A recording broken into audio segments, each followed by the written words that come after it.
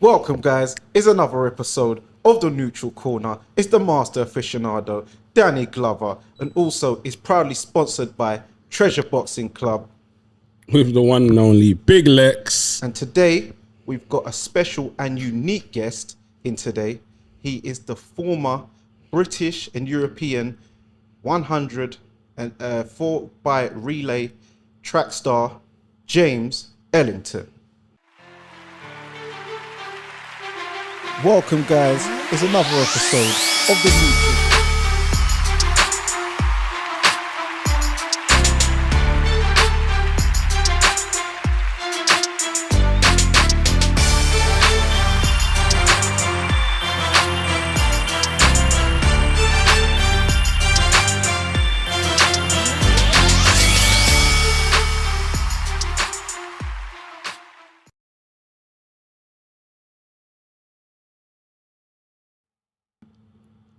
Thanks for having me. Thanks for having me, bro. What's going on, brother? Thanks for coming on. Yes, Appreciate it. Yeah, man. Good to finally get you on here. We've been trying for a while. Was trying to get you on originally before the Olympics finished, but obviously you had obligations, stuff like that. But it's good to finally get you on here. It's good to be here, man. Yeah, man. So how you been? What you been up to lately? Been good, bro. I've been enjoying the summer. Yeah. You know, retired life. I retired last year, innit? Okay. So Like, you wouldn't tell. You're seeing them pictures on the gram. I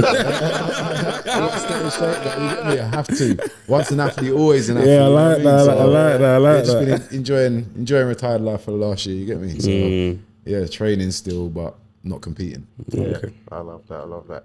So yeah, as we're doing a bit of a, summer Olympic, and obviously you're different type of, normally have sort of like fighters and stuff like that on, but yeah, gonna let people know more about you, know your journey, your story, past, present, future.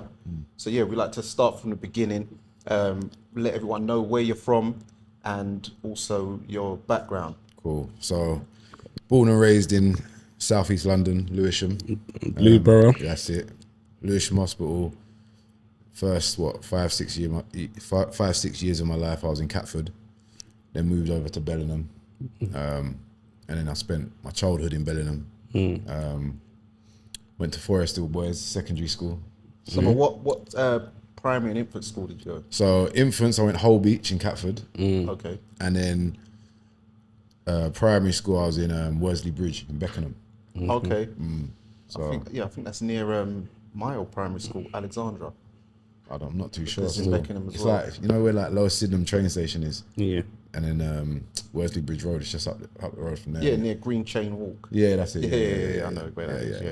Yeah. Okay. Yeah. And then you said you moved on to Forest Hill Boys. Yeah, That's Forest obviously Hill where you Boys. met me. Exactly, yeah. Forest Hill Boys. Yeah. Big up Forest Hill. So went there for secondary school. You didn't go to Sedgwick? Nah, see, I was supposed to go to Sedgwick. Yeah, but because that was where obviously that was the catchment area. Yeah. All my brethren in the area went Sedgwick. But yeah, applying for Sedgwick, parents was a bit late, innit? So by the time they applied, they was like, nah. No more I was like, spaces. what? Forest Hill.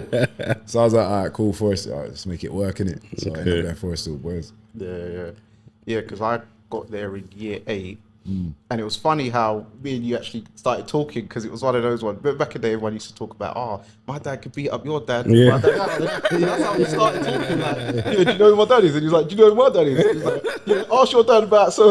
Ask your dad. We asked our dads, and they actually used to roll together. Oh, yeah. In a gang. So it was flip weird. me. So it's mad. And then you become friends like that. Yeah, Yeah, it's very interesting. So how did you find school life though? Yeah, it was school life. I mean, school to me was trying to have fun, really. You know what I'm saying? Like, especially in Forest Hill, it weren't really, I don't think at the time when we was there were some good teachers, but I think it was probably not one of the best Schools. kind of generations that we was there, you get me? So Yeah. I enjoyed it, but yeah, it was just, for me, it was just kind of go there, get through the day, have fun with your friends, and then go home, innit? So yeah, it's school, innit? Yeah. So then what was it like around like Bellingham and stuff growing up around there? What was It was fun around there. You know, it's because it's a big estate, but it's like housing estate, isn't it? Yeah. But it's just like back then anyway. Kids out playing every day, innit? So you just get home from school, take off your uniform outside. That's mad you say that, because I was just saying that to my son. I was like, in my day, my mum had to beat me to come back in the house. Yeah. Now you gotta get these kids out the house. Yeah, it's crazy. Like, I drive around there sometimes and there's no kids. They're all on these screens. Yeah, it's bad. It's bad. It's not good. It's not good at all. Yeah. So then, what was it like growing up? So obviously, your dad's like a very known, and he seems like he would be quite of a disciplinarian growing up. So what was that like? Like how's he like? First, where was your parents from? Oh yeah. Oh yeah. So my mum's actually Canadian. She was born in Canada. Oh, okay. And she moved over here when she was little with her mum. And my dad's family, obviously Jamaican, not obviously, but Jamaican background. Obviously, you know, man, it's obvious. It's obvious. I saw yesterday Caribbean flags. A lot of them people in school, they used to lie. They didn't. One old Jamaican. Suriname, all these fancy flags. Like, hold on, these are all from downtown Kingston. So it was good to see. So okay, Yeah. So what was it like growing up with your mum and dad in like them times? Well, I mean, to be honest, I was outside, innit? Okay. Like, I had obviously discipline, to an extent, but yeah, I was outside playing, man. I was outside, you know what I mean? Yeah.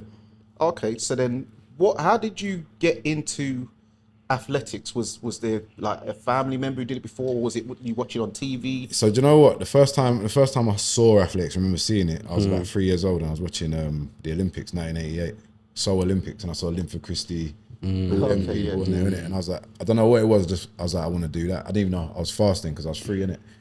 But then obviously you go to infant school, nursery, primary, whatever, and then you find out what you've got physically, and I was able to run fast. So every year, it's like sports day was the highlight. Do you know what I mean? So I was looking every year, sports day. And then when I got to about 11 or 12, I was like, I want to like join a club, innit?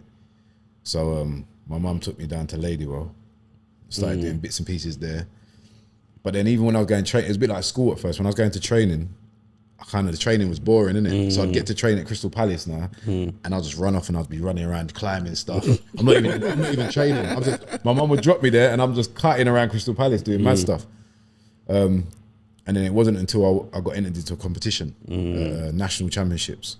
I was like, all right, cool, let me compete, and I won it. I was like, won the nationals as a 14-year-old indoors. So I was like, What was your time? So I ran at the time, it was indoor 200 meters, I ran like 23.1 seconds, and for the 60 meters, I ran like 7.3 or 7.2 or something. How old are you? 13. So at that time, how quick do you think you could have done the 100? Just Probably about approximately. 11, I don't know, probably about 11.5 or 11.6. Oh, okay, because what it is, my brother used to sprint, and I was like, I'm interviewing a boxer today. Yeah. And he was like, oh, when he was 15, he could do 11.3. Okay. But he broke his leg and he never continued sprinting after that. Right. But I was like, that's slow though, man. Yeah. But he's like, I was only 14. Yeah, that's good. 11.3 at 14 is good still. Okay, yeah, I'll tell him that still. I'll make his day. So I remember I don't know, you must still hold the school record, right? Of course, man. I remember at Sports Day in Crystal Palace. Yeah. Because obviously we was the same house as well, Shackleton, so it was very advantageous. So I remember he blew and it went boom, and he was like, the school record, he was going mad. So I'm thinking, I don't know anyone who sprints in our schools, so like, even as an academy now, but I can imagine you still must. I must have it, because them times I was running there were fast nationally, you get me? So, I mean, I ain't heard of anyone coming out of Forest still. Nah, especially these kids are on their game too much. Yeah. They ain't got the legs. Yeah. They're not No, some of them might even have it, but they won't find out. Nah, you're not even realising you've got talent, you know what I mean? So then, because I remember you used to train down Ladywell as well with that boy from Crown Woods. Neil. Mate. Yeah. Yeah. So what was it like when you first actually got down? Do you remember like your first day when you entered into the vicinity? What, into the competitions? No, into the like track thing for training. Like What was it like yeah, I when you mean, walked in, you're the new guy? yeah, I mean, the first proper group in Crystal Palace when I started training, they had like, I was a kid in it, so they had older kids that were doing stuff like they were known in athletics. I was fresh, I didn't really know about it, but I kind of knew that that's my man. He's run this and he's run for the country, and I'm thinking, rah, like these brothers are serious, isn't it? So straight away, I was wanting to be with them so I can run faster in it and train well. Yeah. And yeah, every year I'll just be picking them off. So yeah, it was good. Good. So then, do you remember like your first competition, like as a youth, is it junior or youth? I mean, yeah, junior, innit? Yeah. So Yes, I mean, so it would have been that nationals. That was the first big competition. Okay. But like representing the country, my first competition would have been major competition would have been the European Championships in 2003. I was 17 years old. Yeah. So I went there to represent the country in the 200 meters. I was the youngest in the age group at the time as well, but I made the final. I came 5th. I did all right. And that was kind of where I was thinking, all right, cool. I need to stick at this, because 17 is the age where things can go a bit left and you just kind of get into, or just get into normal life. Do you know what I mean? So I was like, all right, boom, I've got something. I need to hang on to it. So that kind of restricted me on a weekend and stuff when some of my friends were going on mad ones. Yeah, because I was going to ask you that as well. Like, Yeah. how did you like stay away from temptations of not going to a particular life and sticking with your sprinting? It was just that. It was that I enjoyed the winning the competition more than what was going to happen on the weekend. Because I know you must have got some brethren like, yeah, let's roll, man. Come, let's start. 100%. And sometimes you don't need to went train, places, man. But when it comes to the training, I was like, nah. Training's first, and all that's after. You know what I mean? I had a longer vision. Yeah. Because I remember also then you went to Deptford campus, Lewisham College. Yeah. We was in the same was class. rolling there together every day. It was mad. It was mad. It was actually mad. Yeah. We used to have to go Greg's and Yeah. I was like, eating money. eating money and licking bloomers sandwiches. It's tough times. Allegedly. Yeah, allegedly. Real deals with that. They dashed me out of there, you know. Did they? Yeah, because I had an argument. I don't know if there was some teacher I had an argument with her, and then her car got mashed up, and then I went back on Monday. Went back there, and she wouldn't let me in. Oh, I know the teacher, the woman one. with Yeah, her. the Yeah. I remember you said something to her. I can't even repeat it, but Yeah. And that was I think that was the beginning of the You got a good memory still. Yeah, memory of an elephant. Yeah, so it was the beginning of the end. But yeah. I remember that.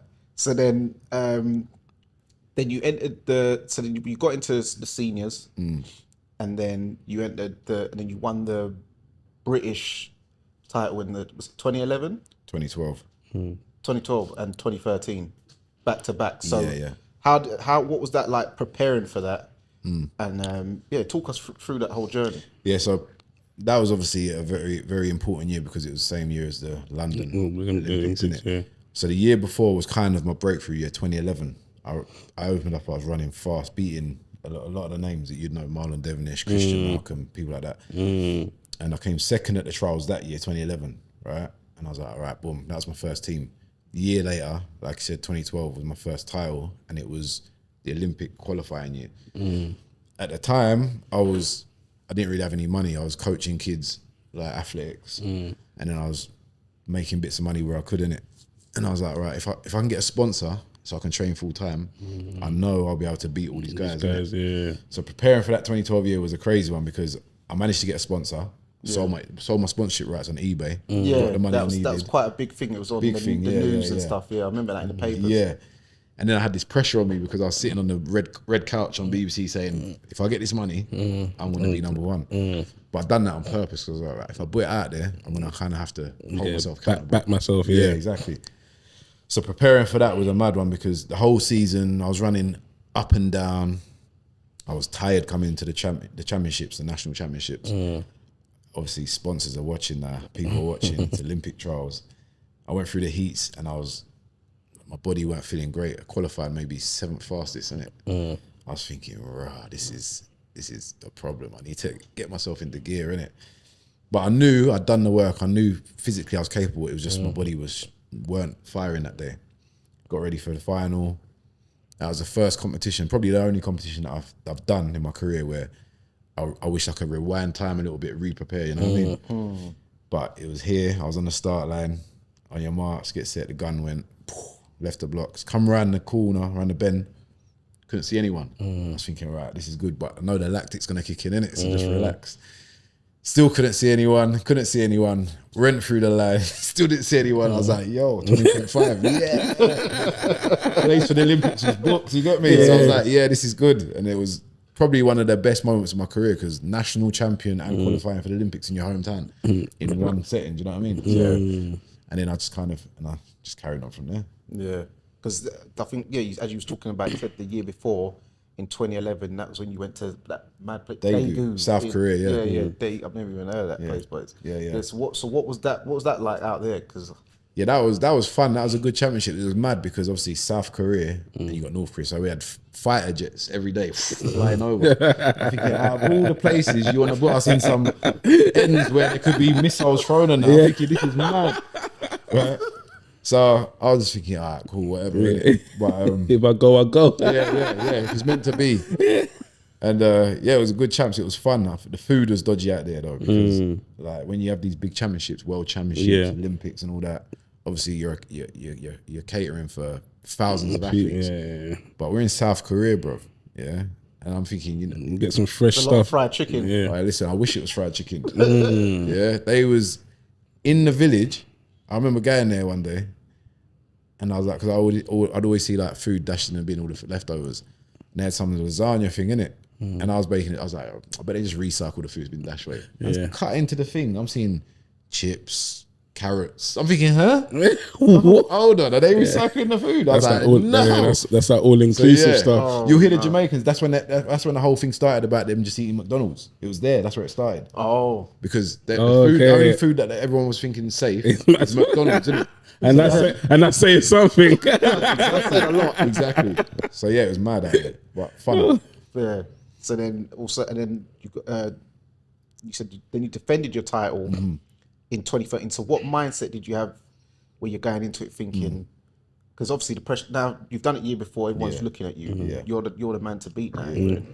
So then, was you able to defend your title? Because it's always easier to be the hunter than the hunted. Yeah, of course. So the year before when I won the title, 2012, I was with a coach at the time who, I'll openly say it now, he didn't know what he was doing. Okay. How did he get you? Because I started training for him when I was young. Okay. But I was always putting the work in and I had talent. So if you do some sort of decent training with me, I would run fast. You know what I'm saying? But it wasn't consistent. It was up and down.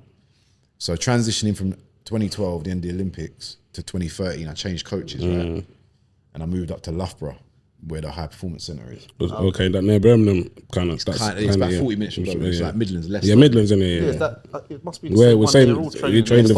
Leicester, yeah, the boxers train up there. Richard Riakporhe. Yeah. So I was there and met one of the best sprints coaches in the world. So we didn't necessarily change or add, should I say, more volume into the training. It was more clamping down on the specifics. More quality than quantity. Yeah. So I really learned to hone my craft there, right? So going into the 2013 season, because I opened up fast that season as well. Suddenly I was in Diamond Leagues every weekend. For those who don't know what Diamond League is, it's like the athlete circuit of, you see the Formula One, every different, Diamond League, that's the athletics thing. So different is that another way of getting bread and butter, best you could say? Yeah. That's where the athletes, the good athletes make money. Are they still, what's happening to gold bars? Because I remember they used to pay you lot in gold bars. They used to do that. Yeah, they used to. Yeah. That was before my time. I was like, yo, you get a gold bar. That's bread now. Yeah. Then they started, when it changed to giving you some diamonds, but come on, diamonds. You know, diamonds you can't even sell. Like that. No, you can, but it's not in the market. You can't tell me this weighs this and this. This is why a lot of these guys are getting got out here. No, but I'm saying, say you pawn your jewelry. They're selling you by the weight of the gold, innit? Yeah, that's what I'm saying. So you just lose the whole thing. Gold, you can say this gets you this. What diamonds? A man can come to you gold this. is gold, innit? And he's giving you know what I'm saying? Exactly. So I started going. I was in the Diamond League every weekend, and I was running against obviously the best athletes in the world in the Diamond League. So can't slack. So then 2013, because my mindset was different, I was in the Diamond Leagues. I was running at a higher standard. Going back to the national championships that year, I was like, this wasn't arrogance. It's in my head. I was like, none of these brothers should come near me because I've been running with Diamond League Jamaicans and the Americans every weekend and beating some of them. So that year, I went in with confidence. I was like, right, this is mine to lose. I shouldn't lose this. And it was quite easy. I ran 20.4, easing down. Should have run 20.2 really, but secured my title again. And then went on to, that was a qualification for the World Championships that year in Moscow. Okay, yeah. And then, so you did that, and then another sort of landmark year was 2014 when you did the, was it the IAAF, the Europeans? Yeah. So yeah, European Championships 2014, and then after that was like the Intercontinental Cup. But we had the World Relays as well that year. Yeah. But you see, what's the IAAF Stand for? Yeah, what does it stand? International Athletic Association Federation, I think. Yeah. Oh, okay. Yeah. And that's like a relay sort of title, is it? No, it's just that's the organisation. Oh, IAAF, International Amateur Athletic. It's like a track. It's a track meet kind of. It's the federation. It's the governing body of athletics. Okay. It's now called World Athletics. Okay. Yeah. Yeah. So then you went Glasgow, where you won the 2014. We got a silver medal for the European relays. So that was a very good year. Who was on your team that year? Do you remember? God, I think so. I was in the heats of the Commonwealth Games, and then the final was Adam Jamili, Danny Talbot. I can't even remember who else, man. That's bad of me.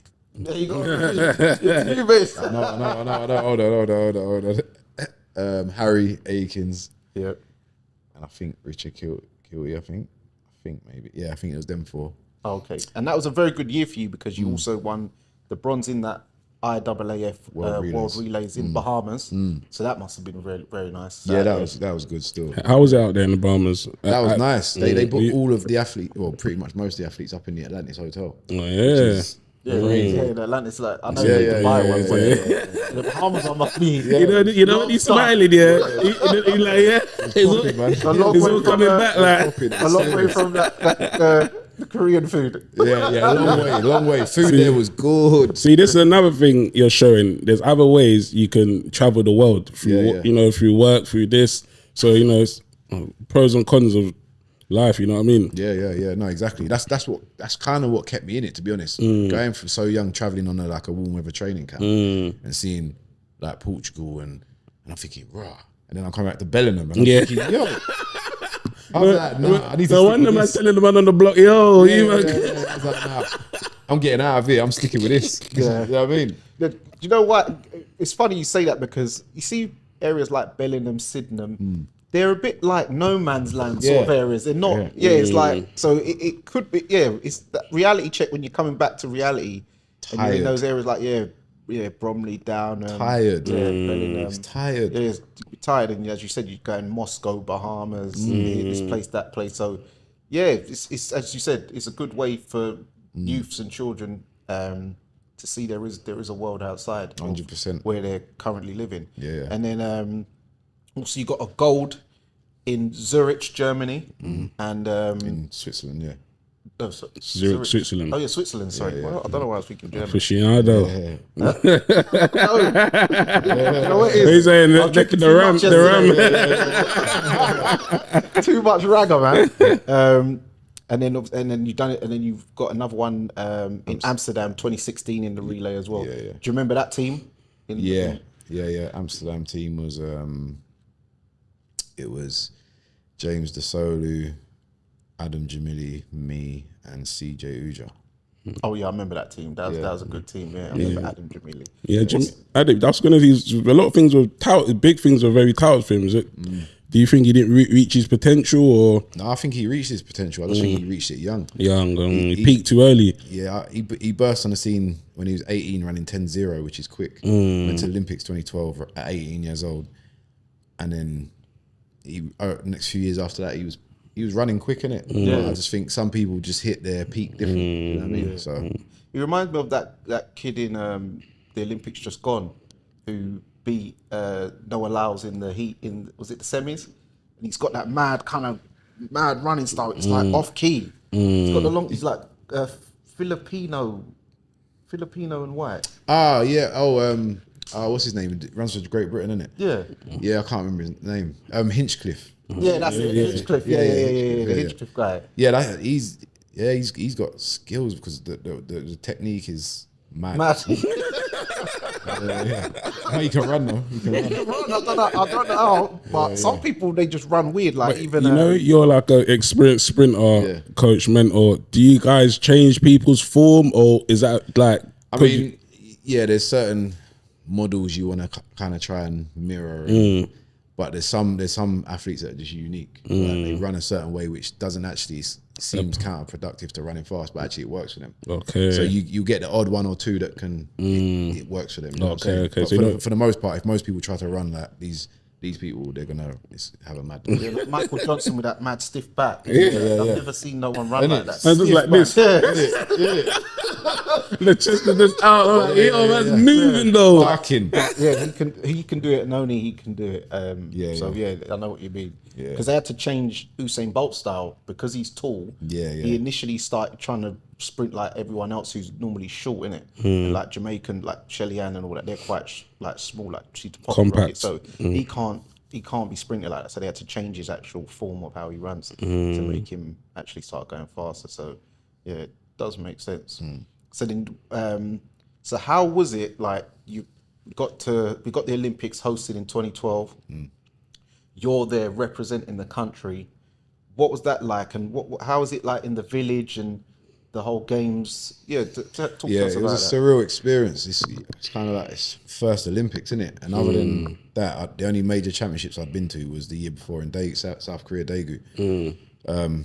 So going to a home Olympics as well, like the buzz in London that year was crazy. So for me, it was kind of like, it was a lot. And the team didn't really help though, because they flew us out to a training camp in Portugal, I think 2 weeks before the Olympics. And they was only flying athletes into the village 3 days before their event, which is stupid because it's not even that, because it was only in Portugal, but it's the fact that when you get into the village, it's overwhelming. You go in there, you got to go to begin with, you got to get your accreditation. So you're spending half the day getting your credentials, right? Then you need to know where everything is because it's massive. You ain't been in there, so you don't know where anything is. It's like a city, mini city, right? The dinner hall's the size of 4 football pitches with every cuisine you can think of.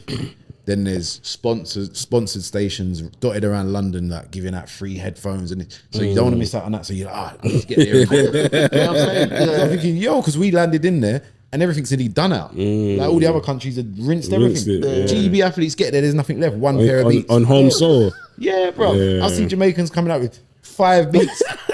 Yeah, might have my beats. I'm thinking, where's mine? Vex, bro. Do you get what I'm saying? I then you started feeling a bit like Tommy. British stuff, British. I was going to start saying, give me a pair, bro. What are you doing? I was thinking, no, there's beats. Everyone's taking the beats, bro. So getting in there 3 days is a bit mad because one day's gone. And then obviously, like, the next day you're going to be, I don't know, you're going to be still finding your way around. And then third day, you're probably going to be doing some sort of pre-competition ritual, warm-up on the indoor warm-up track or whatever. And then you're on. So it was all, for me personally, it's a bit too much just taken from here 3 days. We didn't get to go to the opening ceremony either. We had to watch it on screen in Portugal. Real? I've been to 2 Olympics, never been to an opening ceremony. What's going on? Yeah. This is how GB moves. They're moving. What is it, a budget thing or? No, it's can't be. No, it's not Team GB. It's British Athletics. Athletics, all right. Because obviously in Team GB, you've got all different. Yes, our organisation. Our organisation, they're tired. Okay, got you. Yeah, I've always had madness with them. But yeah. You've been seen as a rebel. Of the system. Yeah, so to speak. Yeah, so that's got you in a few problems with the governing bodies. Yeah, but that's mad that you wouldn't. So then you get on the track. You see all the fans there. So you actually said it was a surreal experience for you. Then I imagine it's something you'll cherish for the rest of your life. Yeah, and stuff. Yeah. Man. What about the village, man? I heard it was mad in there. What was it saying in there? Says, yeah. I mean, I need to have a first hand from someone I know, man. Yeah, I mean, it's as mad as you want to make it. Yeah. It's like some people go there, like let's say the focused serious athletes. They go there and they're trying to, let's say you're a medal holder. Yeah. You're going in this business. Yeah. But then you'll get some other people, like for athletics, the sport of athletics, we're always on the last, isn't it? So that's why they probably wanted to fly us in 3 days for an event, because we're being flown into carnage, because all the other sports are done, but they're still living in the village and they're doing madness. Walking around, drinking, eating, doing all sorts of crazy behavior, yeah? So if you're not strong, you could get corrupted in there. And you got to think, everyone, men and women, everyone trains. Everyone's got high testosterone. It's the end of the year. My competition's finished. They're walking around like, you know what I mean? Not me, because again, I'm an athlete. You're there for business. Yeah. It's mad. It can be, like I said, it's as mad as you want it to be. Well, I've heard that some athletes, particularly from a country Jamaica. of we descent, were getting a bit busy. That some of them athletics, man. I don't know the name, but I heard some. Well, I heard the boat was chopping all the Swedish women. That's what I heard. I don't know if it allegedly. I don't know. Allegedly. I don't know. I know he likes. He's a DJ and he likes a party. I heard he was even in Peckham after the Olympics. Is it? Yeah, they baited him up in the papers, like showing me with some girls like from Peckham or something. I'm like, mate, he's like. I'll tell you a funny story. Still, this is a mad story. This ain't incriminating anyone. I don't mind incriminating these people. But there was a policewoman patrolling the village.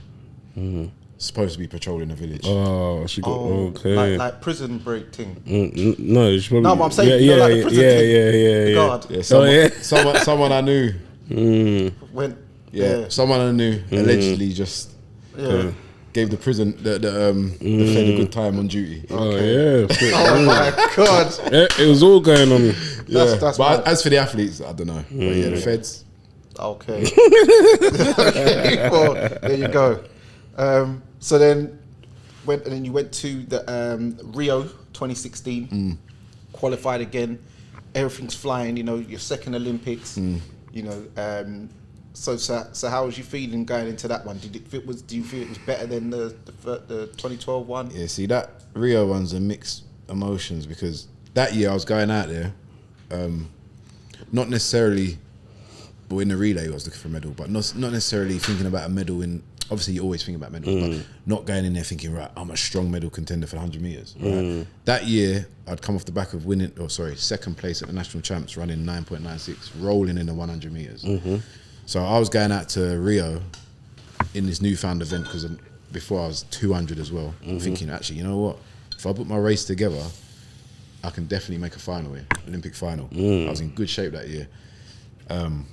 So was Rio the first time? Are you talking about the 100? Is that the first time you come to the 100? So in 2012 I went for the 2 in the relay, and in 2016 I went for the 100 in the relay. Have you always been training 100? Like, or was there a thing? Originally, what made that decision? Originally, as a kid, I was a 100-meter runner, and that was my stronger event. That's what I remember you doing. Yeah, but then when 2011, because I just done a one-off 200-meter race and got the world standard, ran quick, so I got selected for the world champs in 2011 for the 2, and I kind of just stuck to it, where I should have really gone back to what I'm better at.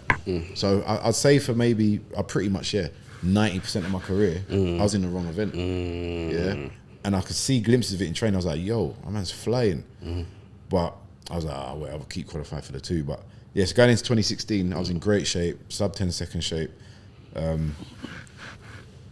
went into the heats and the gun went, and you can't make no mistakes at level. I stumbled at the blocks. So I nearly fell over, got back up. What's his name? Johan Blake was next to me. I was in better shape that year, so I was like, right, I'm gonna make a statement here. I'm gonna beat him in the heat. Everyone's like, yo, James is ready. Stumbled, got back up, still managed to run 10-2, nearly falling over. 10-14 won it. Like I was jogging that all season, 10-0s and that. So I was knocked out in the heats, which was I was vexed about, because I should have been definitely into the semi-final.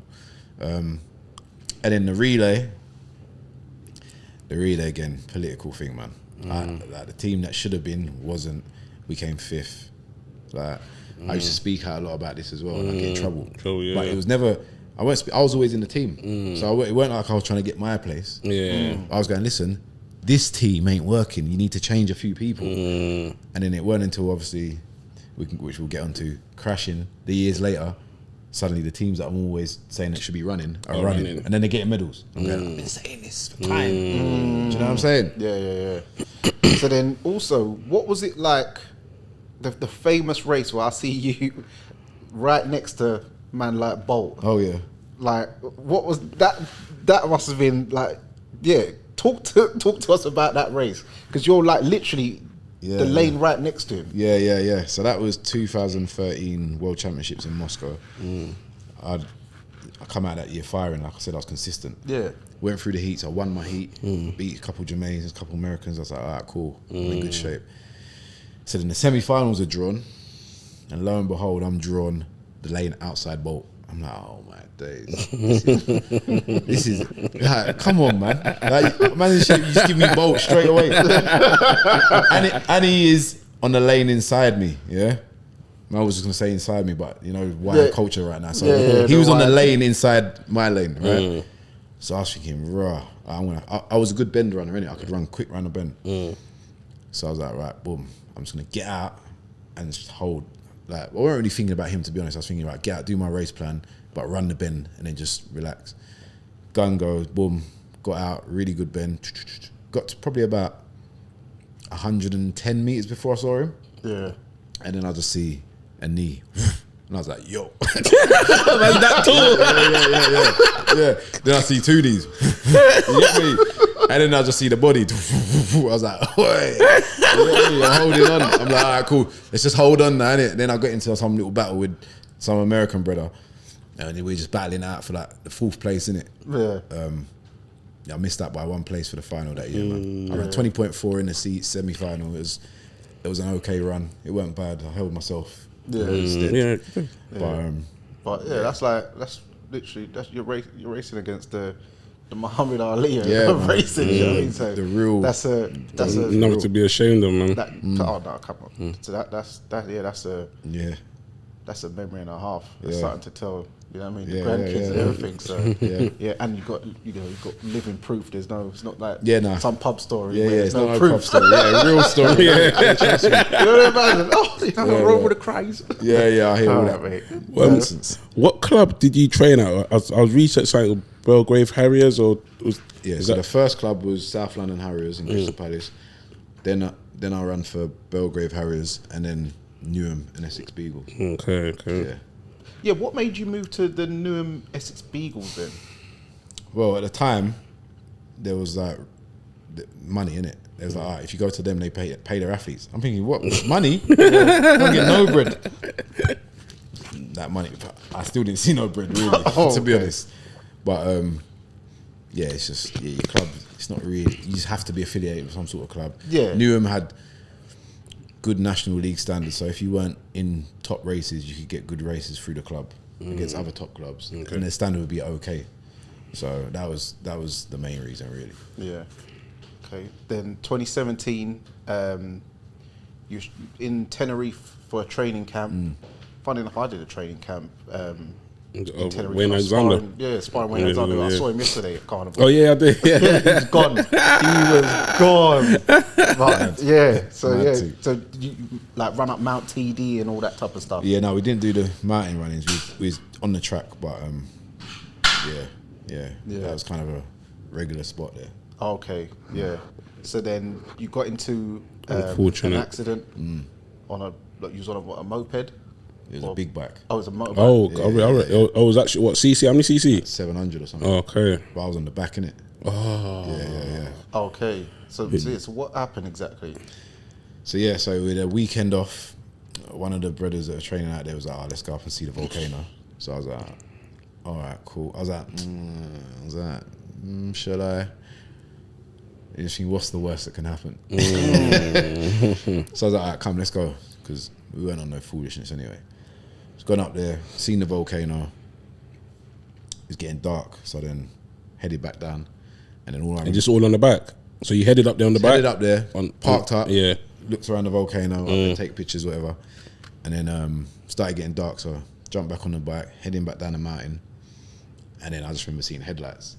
You get me? Oh, car. Boom. I was like, rah. Woke up on the floor. My right leg snapped. Like my trousers are gone. Look, I was in a bomb. You get me? Look, I was been blown up or something. Trousers was off. Leg was snapped. Blood all over the floor. I'm thinking, oh my God. So then I'm kind of like laying there, and it's freezing as well. And obviously I'm losing blood. I'm thinking, wait. This is sounding movie-ish. No, it was movie. Yeah, it was real movie. And I'm thinking, hold on, we're still up in the mountain. I'm mash up. I don't know what's going on, and I'm getting tired. Like this felt like the best sleep you could have had. But then I was thinking, I can't sleep. I can't sleep because one of the ones when you're like 3 years old in a long journey on the car. You know what I mean? Oh my God. I'm going, stay awake. So I'm thinking, raw. I think I was up there. Apparently, I was up there for 45 minutes before the ambulance got there, innit? That's a long time. But I was staying awake. So anyway, they stretchered me onto the ambulance. They had to take me to the other side of the island because the injuries were so bad that the local hospital where we were staying, they couldn't do that. Yeah. quit for me. I needed blood transfusion. I lost 6 pints of blood. My leg was compound fractured. I'd broken my pelvis. I'd broken my ankle. I was mashed up in it. Got to the hospital. I was in ICU for 5 days. Air ambulance back to the UK. Air ambulance? Yeah, like jet. Oh, jet, yeah. And then got back to the UK, had an operation. First big operation was on my leg. And then I think 5 days later, they had to operate my pelvis, plate my pelvis together. And then I was in hospital there for what, 4 weeks? Okay. 4 weeks in hospital. And then they released me, wheelchair, 6 weeks, 7 weeks. Out of the wheelchair, on crutches, and then it was rehabilitation for about 3-4 months from then. And that's where the mindset kicks in, innit? That's where the mindset kicks in. That's it, because my mate, we were out Libertine one day, and someone just drove a supercar and literally just drove right through his leg. So his tibia and whatever, everything's snapped. But he's in shape, innit? And I remember him telling me, boy, Lex, I don't know if you're recovering from this one, you know, because you got to be in shape. Yeah. You got to be, when you have these kind of incidents, if you're not in shape before, it's very hard to get back. 100%. Get back to where you need to be. So the 100%. Fact that you was in shape prior to that, I know that helped a lot. That it saved me. The doctors were like, my pelvic doctor, he's a pelvic specialist, isn't it? Yeah. He was like, if you was not in the shape you was in when you crashed, forget injuries, you might not be in it. Okay, trust me on it. Because when you're in shape and you're ready, like your body protects itself, innit? Like my core was strong, all the supporting muscles around my body was strong. So when the impact happened, that's some undefeated shit, bro. Trust me. It protected me as much as it could. So yeah, and then getting back was a slug, but the mindset. Yeah, man. Obviously, talk about the process, because everyone's looking at you now. You're in shape. You're looking slim. You're looking good.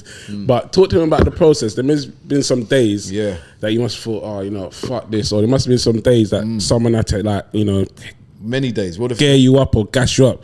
Support systems and stuff like that. Yeah, many days. The hardest thing was just being on my back for 4 weeks. When I left the hospital, I weighed 70 kilos, 69 kilos. So I looked like I was in a concentration camp. I had no muscle. Do you know what I'm saying? I don't really carry too much fat anyway. So all the size that I have is just muscle. And that was gone. Just so looking bare mager. I couldn't even do a push-up. I'm thinking, this is mad. So it started, I was like, right, I need to get ahead in it. So when I was in the wheelchair, I'd like lift myself out of the wheelchair, start doing press-ups. Get myself onto the pull-up bar and the door frame, start doing pull-ups. Once I was out the wheelchair, I was going rehabilitation 5 days a week. And where I live, the station's about a mile from my yard. And I was getting up early to go rehab. And I was like, I should cab it to the station. No, I was like, I want to walk it on my crutches. So it's taking me an hour every day to walk to the station, a mile, to then get on the train, go and do all my rehab in central London, walk back to the tube station, get off at my stop, and walk another hour back. I was doing it every day. And I was trying to put the pressure through my leg because I snapped my tib and fib as well. And I was like, right, I need pressure it stimulates the bone growth, innit? So I know a few bits about the body, so I was like, as long as I can keep stimulating it, it will heal it quicker. It's painful, but it will get me back faster. So I was doing that regular. Once I got rid of the crutches, I was walking as much as I could, but then obviously my pelvis was out of shape, so that would flare up. So I was just doing what I could, where I could. And the reason why I didn't really go backwards was because I was thinking, well, I can only do what I can do in it, so there's no point getting too down about it. Let me just do what I can do and but I feel like that's what a lot of people don't understand. You know, people feel like because they can't do a lot, they just feel, but it's not even about, you got to take little steps. You got to take little steps, man. Like everyone can do something, innit? Like I was in the wheelchair mash-ups and I'm thinking, all right, what can I do? All right, some press-ups, cool. It's boring, but I can do it. Do you know what I'm saying? Yeah, because I remember the videos when I've never seen you that slim. Even in school, you was always still like kind of tonking it, like, because you obviously did your training and stuff, so you was like muscly even in like the blazer and that. So when I saw you like that, I was like, rah, like, and then you're like trying to walk and stuff like that, and having to learn to walk again. And they were saying that it was your career was over and you might not be able to walk again. And I was like, no, that's mad. Like, it's come out of nowhere. And then the guy who's with you, he kind of got off quite lightly in that accident. Yeah. They say the riders normally come off lighter on accidents. Because he could probably did he say had a split second of brace? Yeah. I'm not seeing nothing. He's in front of me. Innit? So yeah, I was completely ragdolled up, man. Yeah. So you took the worst of it. Yeah. So yeah, then I remember you came back running a few years ago. Can I ask a question then?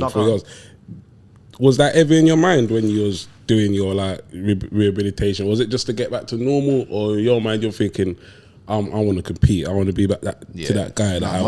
My mind, I was coming back to beat everyone. So I obviously didn't get back to where I wanted to, but the mind got me back to where I did get to. It's that sort of whole aim high, miss low statement. I was aiming high. I was like, right, I'm coming back. I'm making an Olympic team. And you know what? I can't kick myself because I did a lot of work to get back, but I still think I could have got back. I retired last year, innit? I know we skipped a bit, man. I'll come back, but I retired last year. I ran 10.3 last year, and I just kind of got caught away through the season, and I was like, nah, I can't be asked because I put so much work and effort into getting back.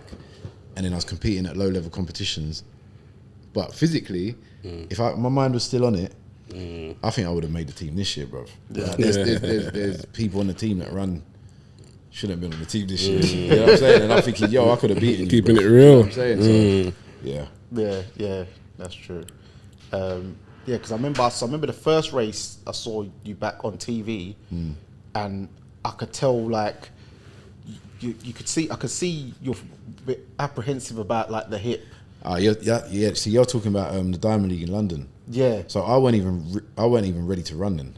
I was still mash up. The whole of Forest of Wales, we all tuned in. Yeah. I was still mash up. Like, see that day. So that was only 2 years after the crash. Yeah. So I was still in rehabilitation. I wasn't training at all. But the guy that runs that meet, right? He was like, I want you to run because I went to run as well. He's like, you can show the public that, right, you're back. Because at the time as well, it was like a fingers up to British Athletics because they'd completely, as soon as I crashed, they ripped you off.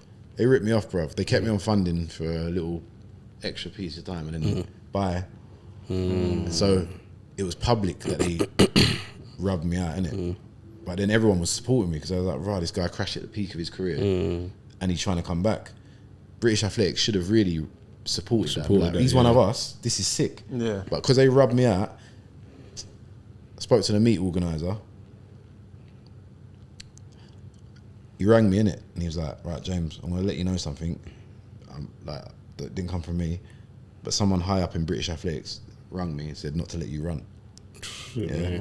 I ain't going to mention no names because whatever. But someone in my organisation with this comeback story tried to not make me run in front of the public because they was embarrassed that they rubbed me out and it's going to be on their face because the media are going, like, this is disgusting. How are they not supporting you? So it's embarrassing for them. But yeah, I wasn't ready to run then. I was just waiting to show the world that I'm still here.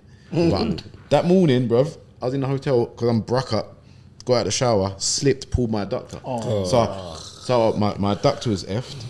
My back was effed. My pelvis was mash up. I was like, no, I'm making a start line. Like you said, I was limping. Still ran 10.9, limping, mash up. Yeah. No, that's a testament to your character. Even though all what you've gone through, what happened to you in the hotel, but that's literally like my motto, as I say, persistence beats resistance. 100%. So yeah, man, I'm persistent, man. Trust me. You know, I'm persistent from day. They're very stubborn, but you have to be. You have to be in that line of work. Yeah. So, yeah, then so you did that, and then was it last year? Then yeah, as you said, you just thought, forget it and stuff like that. Like you've had enough. So then, what was it like actually deciding to say like I'm retiring? Like say that must have been goodbye. hard. Yeah. I was kind of prepared for it because I've been out for so long. Even though I was competing and training, I'd been out of the top level for so long. Like it trained me for retirement. You know, a lot of people, they're in the sport, then they retire, then they're not in the sport, and it's like, oh my God, I didn't have a choice. I was slapped on the back, and then I had to deal with all that. But at the same time, because I still had this thing of coming back, I got the retirement training while still trying to come back. So it was kind of like when I did retire, I was used to being out of sport. I weren't getting funding. Do you know what I'm saying? I was kind of like, all right, cool. It is what it is. So it wasn't too tough, to be honest. Like a lot of, into the later years when I was coming back, a lot of the stuff trying to come back was holding me back from being able to do other things as well. Do you know what I mean? So yeah, it kind of worked. It worked out how it was supposed to work out, man. Yeah. So then was that afterwards when you got the out of court settlement from the Spanish motor organisation? Then Yeah. Why was the settlement on the cards?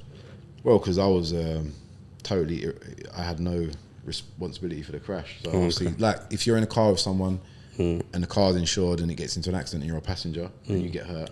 Who was the driver? So I've always just was it somebody you knew or? Yeah, he was a training partner. Yeah. Oh, okay. Yeah, he was a training partner. Okay.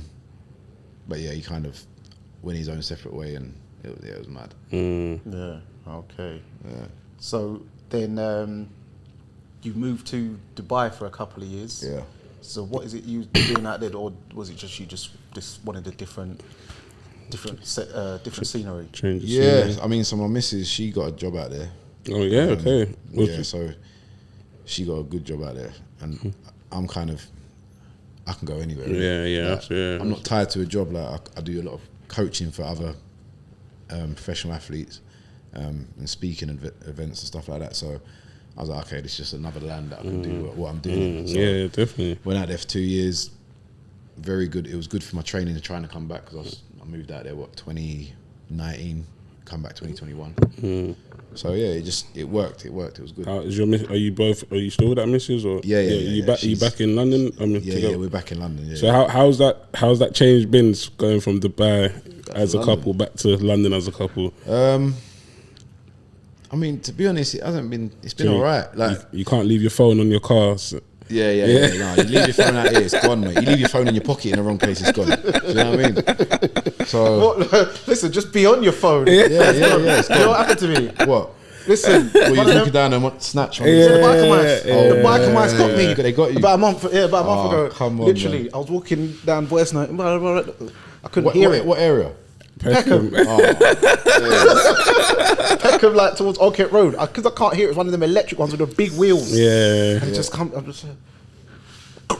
I'm just seeing the helmet. Oh my I'm like, oh my God. I was like, oh my God. And he's gone to the corner and he thought, ha ha. Man laughed. Yeah, he laughed. Oh my. But I can't on the way. yeah, as he's going off. And that's the fuming, the little ridicule to it as well. And if one of them do that to me, they better make sure their bike is far. Yeah.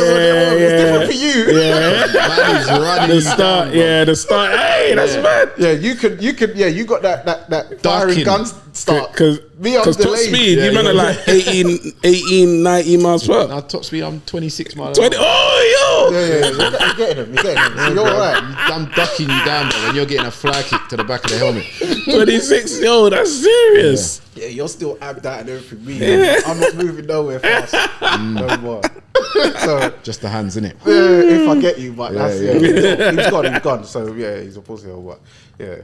That's another one. Yeah. But, so yeah, talk to us about Life Plus, because I see that's a site, an organisation. Yeah, Life Plus. So they're a nutrition company. Yep.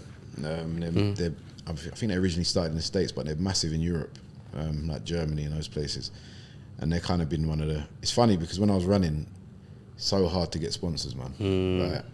And then by the end of, not end of my career, but like 2016, when I'm trying to get sponsors and that, they're asking me about, oh well, you're this age and your demographic of followers on Instagram.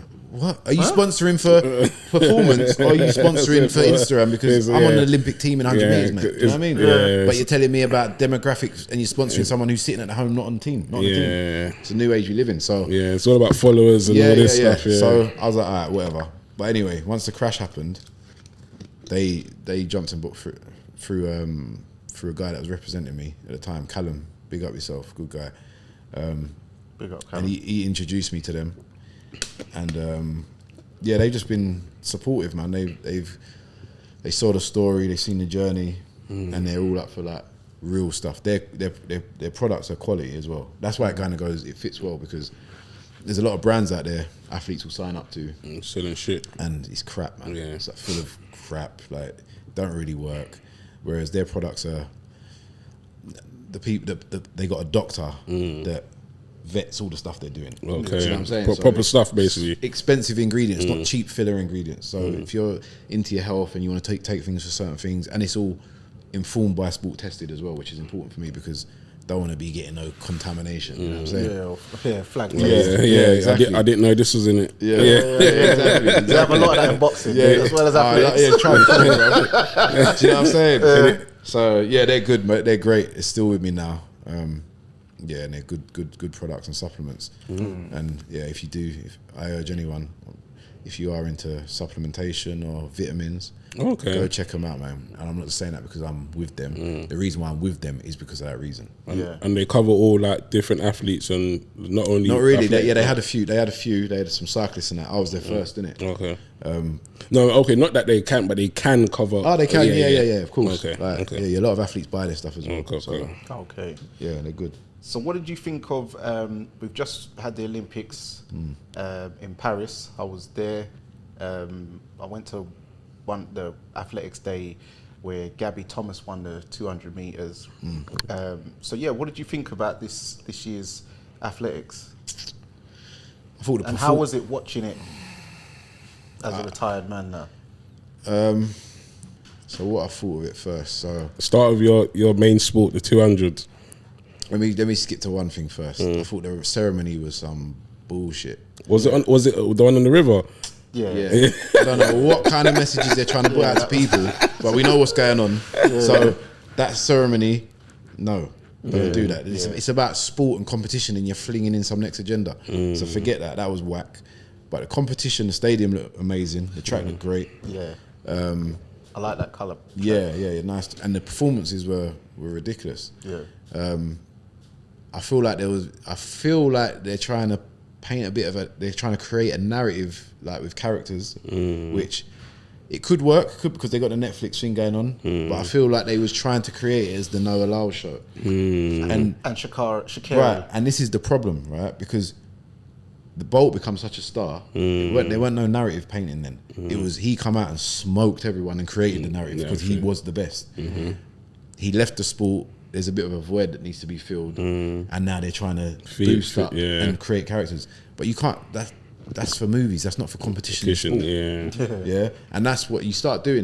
That's when the politics are heavily involved, and then people are getting selected for certain things because that character's bigger than that character. It's not about the performance. It's about the character. Yeah. Now it's basically becoming like who's got a more popularity contest, basically. Yeah. So who's got the better following and this, that, and other. So. I mean, every business it's going to be good. That will be good for the views and the followers, as everything is. But it's not real, innit? It's not real, yeah. You know what I'm saying? And the essence of sport and the Olympics and competition is the best going against the best. Don't matter what you look like, what you represent. Who is the best? Yeah. Do you know what I'm saying? It's crazy now because it's like that. Just, social media is taking over everything and aspects of businesses wanting to sell more, Yeah, of course. make extra buck somehow. It's all marketing. Yeah, And and that's what you it know is. what I mean. Basically. So then, what did you think about that 100-meter final race? Because I really thought Usain was going to do him. Yeah, Shane should have done him. he got tight at the end. It was. Do you know what that is? That's lack of experience, though. Yeah. When you can run all the fast times throughout the year and beat the people you want, but when you got that thing in your head and you're on an Olympic final, and you know that this is the blue ribbon event, if you're a 100-meter Olympic champion, you are going down as the man. Yeah. For that day, you're the biggest star in the world. Yeah. Like Marcel Jacobs. Yeah, it's going to change your life. You're going to make millions. You're going to become known. And I think the occasion for him, it was just too much. It got to him. Because all he had to do was relax. Yeah, he was winning the whole race. All he had to do was relax. I know it's easier said than done. I know because I'm an athlete. Yeah, and I've been in situations like that, and I've messed up. So I know what it's like. But literally, he had to relax, and he would have had. Do you think he lost it at the 60-meter point? Or? Yeah, he lost it when he felt the pressure. Yeah, he felt the pressure, and he started tightening. You see him. Yeah, he was feeling the pressure from Curly. Yeah. And that's what made him tighten up. And he thought, let me just get part. Let me just hold on to this. I'm holding on to this man, but he's not seeing. Noah, because Noah he had some terrible. He had a bad start. Well, he's a bad starter. Yeah, he's not a good starter. But do you know what it is? He's so confident in his top end speed, and because he's so up himself as well, he thinks he is the man, and he shouldn't be getting beaten, which is a good mentality to have, really. He's like, I'm going back past you. So he's yamming you down, thinking I'm going past you. He's not thinking, you're ahead, and I'm. There's two mindsets. Yeah, you could be in that position. Nah, I'm better than you. I'm going past you, or I'm done. Like Oblique Seville. Yeah. Where he just thought, I've had enough. And it was weird. He still ended up getting 991 when he gave up. See, a little bit Oblique, completely different running style in the final to the semi. In that semi, I was like, if he does this, he's won. Yeah. Forget Kishon, he's winning. Yeah. Totally different athlete in the final. Yeah, he mentally broke. Pressure, and bust pipes. And he still got 991, like giving up. I just thought. Yeah, every man won, ran under 10 seconds. For yeah, the first. he was last. And he got that, and he gave up. You could see he gave up. So that was interesting. So then also Sha'Carri, she was in the Netflix special. Terrible start, man. Yeah, it seemed that she got beat by the St. Lucian. Yeah. Richardson, what was her name? Richardson? No, that's Sha'Carri. No, sorry. Yeah, what's her name? This is terrible. Look, Olympic athlete on here. I don't even know the names. I know myself. Alfred. That's it, Alfred. Yeah. Big her up. Yeah. So she won the 100. It was mad. It seemed like, as you said, it seemed like it's a bit of a narrative. Yeah. And it seemed like it's like they're trying to. It's like they want to assist Team USA a bit because it's like people are tired of Jamaicans just because, especially with the women, it used to be like 1, 2, 3, and people were like, no, just taking the mick now because there was none of them. Even in the thing, they even held Shelly Ann outside. What happened with Shelly Ann Fraser? Why she didn't? Because I heard she couldn't get, her and Sha'Carri couldn't get in. Yeah, they couldn't get in to warm up. But it's more, if it's going to affect someone like Shelly Ann more because she's a lot older, innit? She needs to warm up and stuff. So she just thought, nah, allow it. But in the other two, they're like injured, innit? So a lot of injuries in Jamaica. Shelly's the best, man. Yeah, she's a legend. She's my favourite athlete, man. She's announced her. I think she's announced her retirement now, ain't she? I'm not sure. I think I read something, but I think I read that as well. Yeah. She's a proper legend. Like, yeah, man. She doesn't Staple obviously for the sport. because she was around. Obviously, when Bolt's he's going to get all the limelight, but she's just as good, if not. No, she's more decorated. She's got more medals, isn't it? Yeah, more medals, if not better. She's a G, man. Listen, she is bad. She's bad. Yeah. So, big her up. So.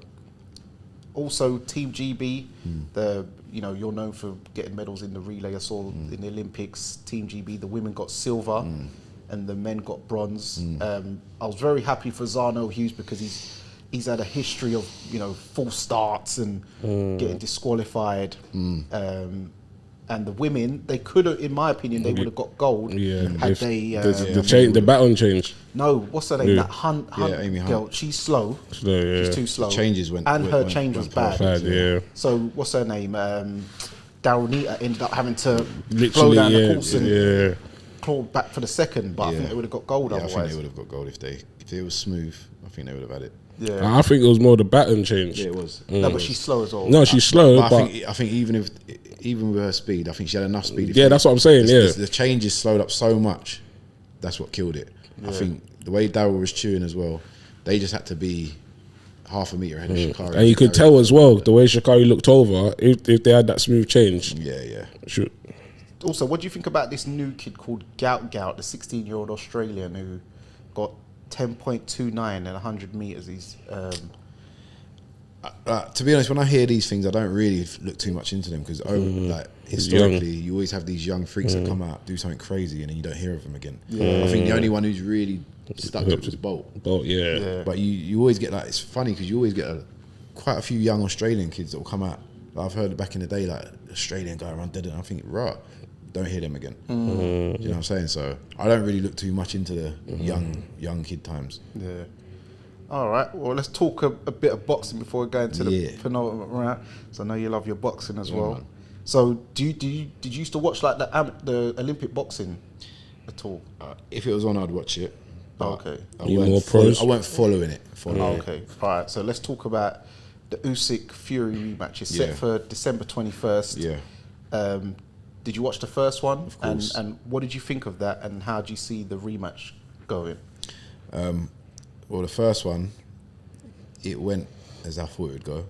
I've been an Usyk fan from years back, and I've been telling all my brethrens, and they're like, "Yeah, you love this Usyk," but I'm like, "Bro, it's the truth. Take the block bias and all that out of it. Stop being AJ fanboys. Yeah, and I know he looks good and he's strong and all that, but when it comes to boxing ability, let's watch it properly, innit? Yeah. So I've been on Usyk for time, so I feel like it's come to premonition. Now suddenly everyone's an Usyk fan. Where was you back then? When I was saying Usyk, you're going, what are you talking about? Anyway, the fight with Fury, it went how I thought it would go. I thought it was going to be a chess match, and I thought Usyk was going to get the win, and it played out that way. Although I think it could have definitely been stopped. Definitely could have been stopped. Oh yeah, the ninth. Because if the referee hadn't stepped in, what's man gonna do? Yeah. Do you know what I'm saying? So he won it clearly, and I think Usyk is such a genius when it comes to boxing. People were saying, "Oh, Tyson, he's gonna rise up now, and he should be able to do him on the second one." I don't think he's that kind of character. I think Usyk's a character. He's just gonna up his level again. Do you know what I'm saying? I think him going into the first fight with Tyson with such a big guy, with such a imposing stature and all the rest of it, even though he's such a master, you ain't done it before with him. So you're thinking, all right, now you've gone through it. Okay, cool. He licked me hard, but I took it and I can hurt him. He's going in there with all the confidence. Yeah. Tyson Fury's going in there thinking, right, this little man broke me up. Yeah, so don't matter how strong your mind is, if I know I've been in a race with someone and they've smoked me, all right, I want to get the revenge, but that's still in the back of my mind that, right, he smoked me. Yeah, that's true. Yeah? And you got to try not to let that natter away in your mind, do you know what I'm saying? So I think the second fight's going to be the same way. I think Usyk's going to outbox him again. Yeah, and I think Fury took it quite badly because there was a video that surfaced shortly after where he was like falling out on I see that. outside. So it doesn't seem like. I think he just also I think underestimated how strong Usyk is as well. Yeah. He underestimated it very badly. How many people say, "Oh, he's a small heavyweight"? Bro, he's 6'3" and he's wedge, bro. Back in the day, like in the 90s, 6'3" heavyweights were big heavyweights. Do you know what I'm saying? Yeah. So George Foreman 6'3". Exactly, and he was big George Foreman. George Foreman. Yeah, and he weren't moving like Usyk. Imagine he's moving like Usyk. That's a problem. And Bruno's 6'3" as well. Yeah, bro. And Frank Bruno is wham. Yeah, bro. Especially like them He looks taller than 6'3" as well, Bruno. No, he was 6'3". No, I said he just looks taller. Oh, he looks tall. Yeah, and so did George Foreman. You'd think he was bigger the way the way it looked on like TV and that. So yeah, because also we've had Dominic Ingle. He's controversially saying that he thinks the only reason why Fury didn't win is because he wasn't fit. But to me, I thought he was fit because he came in the lightest I've seen him in 5 years. And his face was cut. He looked in shape. He looked in shape. For Fury. And he had 2 camps and he was what? I think he was about a stone and a half lighter than he's ever been. Ngannou fight, which was the fight before. So I don't know. I think Dom's. Yeah, I don't know about that, man. He said a few things in the past, and I think I don't know about that. Well, I mean, what do I know? I'm an athlete. I'm not a boxing coach. But, yeah. So then also we've got a few months before talking about the 21st, September 21st, next month. AJ Dubois. AJ versus Dubois at Wembley. Both of them are former Usyk opponents. Dubois actually put Usyk down with a body shot, even though they said it was a low blow. But I was there. It was definitely in the belly. But yeah, how do you see that fight going? It's a tough one. I think obviously Dubois is super dangerous, and we can only go off current form and who's been fighting who. But at the same time, I know he hasn't been fighting the caliber of opponents he's fought in the past, meaning AJ. But he just looks different, doesn't vicious it? now. Yeah. I think when you got someone good at that control pad like Ben Davis, who kind of, he's a technician, innit? He's a real scholar, and then you've got him controlling. Because I think AJ, he's a fighter that needs to be instructed. I don't think I don't know again, but that doesn't come across to me like he's an instinctive fighter. Like he needs to know what the game plan is. When you heard him in that fight against Usyk, he's asking Rob McCracken, what do I do? Where did it come from? X, Y, Z. Rob probably couldn't give it to him because, I don't know. But Ben Davison, he's got that control pad. And from his last few fights, even though the opponents weren't top notch, he just looks like he's vicious again. And I think if that vicious AJ comes out against Dubois and he claps Dubois, obviously Dubois catching his game over as well, but I think AJ might just steam him out. From that little press conference, what was it? It wasn't gloves off. What was it? Oh yeah, I saw that. The way he was talking, gloves are off. It's something like that. Yeah, it was gloves, but Queensbury's one, the though, Queensbury innit? one, innit? But Face like, off or something. Like that. Yeah. When you could tell he felt very disrespected by how the boy was talking. Like, What do you expect your fighters? Bro? I know. I'm just saying that's how he felt. He felt like just a little man. Don't talk to you. Maybe they know themselves. That's why I like Dubois though, because Dubois was like, you can't intimidate me. I was like, yeah, tell me. Who you talking to? You don't scare me. I was like, what? Yeah, That's that Deptford coming out. You know what I'm saying? He's like, man. But it's true what you said, because I've always said that Anthony Joshua reminds me of like a choreographed dancer. He can't freestyle dance, so he's got to be told the steps. And why Rob McCracken couldn't do that with AJ? Because remember, with someone like Carl Froch can just instinctively just rumble. He don't need to be told throw a jab, because his punches are a bit jerky, mad. So he just comes out, I'm on the hard man, like tough man stuff. So Rob don't really need to. He just needs to G him up and just say, go get him. So with AJ, it's a lot different. So it'll be a good fight. So who's your current favourite fighters though, like in boxing at the moment? Alexander Usyk.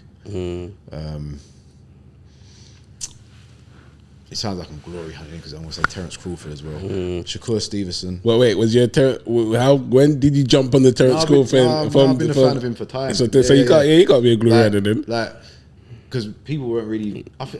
People don't even give him his ratings really, still, and he's bad. I've been a Shakur Stevenson fan from way back. Who's winning, Shakur Tank? Ooh. But we'll get onto that. Yeah, I don't know. Yeah, we'll get onto that. But he's got Joe Cordina next, so that will be interesting. But all right, so let's go into the penultimate round. This is the we do a set of questions. Got some athletic ones in there. Yeah, we've got some in there, and it's just multiple choice. So hit that bell. All right. I know you like a bit of street fighting, so you can answer some of these anyway. I remember that famous fight. Oh yeah. Oh my god, that was legendary. We can't even talk about it. You got Brock up still. Yeah, you got Mash up. And left hook or straight right? Straight right. Tupac or Biggie? Tupac. Nas or Jay-Z? Nas. Oh, just host me. What's that stadium? London Olympic Stadium. West Ham Stadium. Crystal Palace. It's for track. London Olympic Stadium. Yeah. Drake or Kendrick? Kendrick. Bryson Tiller or Brent Fayez? It's Sweet Boys, isn't it? Boy. Bryson Tiller. I'm saying that because Brent Fires just seems a bit more soft. Yeah. Future or French Montana? Future. 50 Cent or P. Diddy? 50 Cent. Man, trying to catch you out. No Diddy. Diddy, mate. Come on. Skeng or Skilly Bang? Skeng. Massacre or Alkaline? Massacre. Vibes Cartel or Movado? The Vibes Cartel. Yeah, big him up. His tickets are coming out real soon. What, for London? No. He's in Jamaica. Okay. Giving the people the first show. Beanie Man or Bounty Killer? Bounty Killer. Steph London or Jada Kingdom? Jada Kingdom. Mr. Vegas or Sean Paul? Both of them. Vegas. DMX or Ja Rule? DMX. Do you know why I said the Mr. Vegas and DMX? Because I remember you showed me about that tune Belly. back in the day. Here comes the boom. Yeah. What Top Shot? Yeah, Here comes the boom. yeah, Here comes the boom. Yeah. Boom, it bounce it. Yeah. So yeah, I remember you showed that. That was in college days. Yeah, that shit was hard, man. Yeah. D Block or Dipset? D Block. Wu-Tang Clan or Bone Thugs and Harmony? Wu-Tang. Burna Boy or Wizkid? Wizkid. Ali or Tyson? Tyson. Jack Johnson or Joe Lewis? Ooh. Jack Johnson, man. Pioneer. Morris Green or Michael Johnson?